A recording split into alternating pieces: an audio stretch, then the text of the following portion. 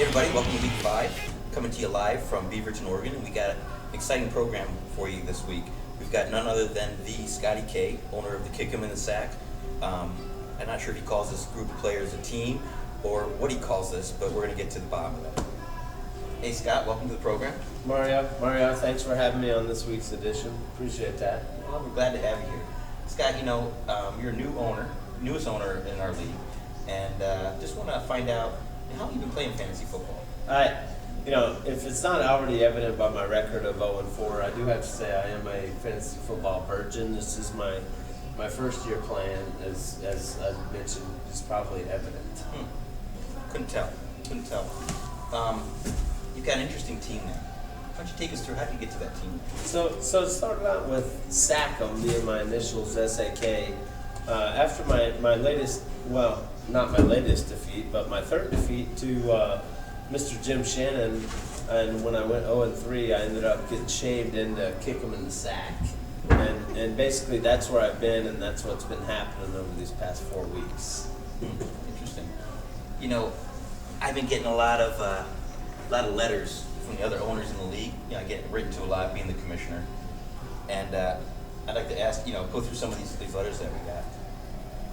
The first one here is actually, hey, why is Scott not playing competitively? Is he not setting his lineup every week?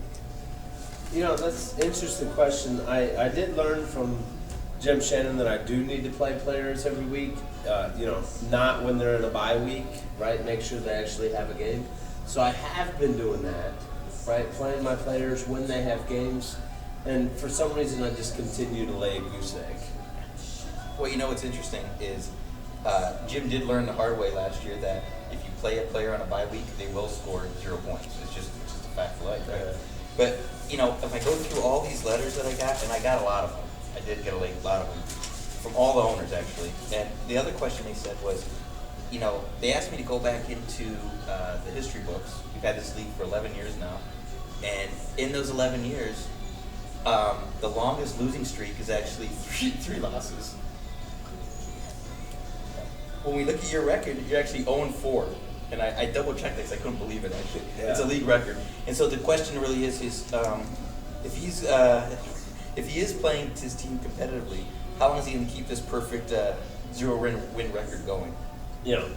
So I am 0-4, but this week I match up to you, and your high and mighty record of 1-3, it doesn't quite intimidate me. I'm also going to try and guarantee a victory this week. So if any of the other league managers out there want to trade me a quick Peyton Manning for just this week only, it would be gladly appreciated. I need to pull out that win. That way myself and you could be tied after this week. So let me get this straight. Are you making a prediction? I'm going to go ahead and guarantee it, even if I can't, get the audience to chime in with me here on the Peyton Manning trade. This is big. This is big. Scotty K, the Stinky Sack. What's the name of your team?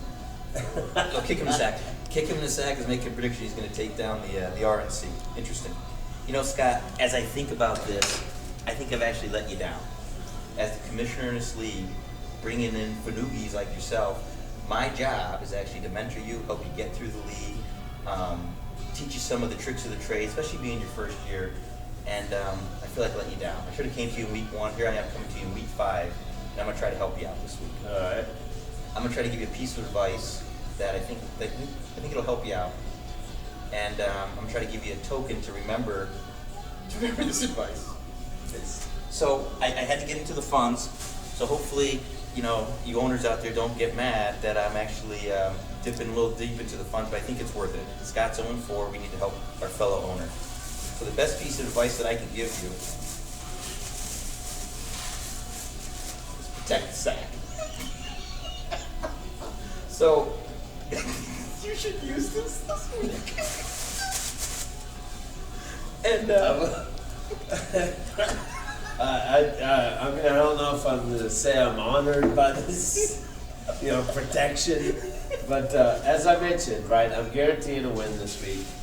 I will carry this to protect the sack. We will protect the sack, and maybe after this week I can, rename my team, get back to some glory here, and go away from Kick 'em in the Sack.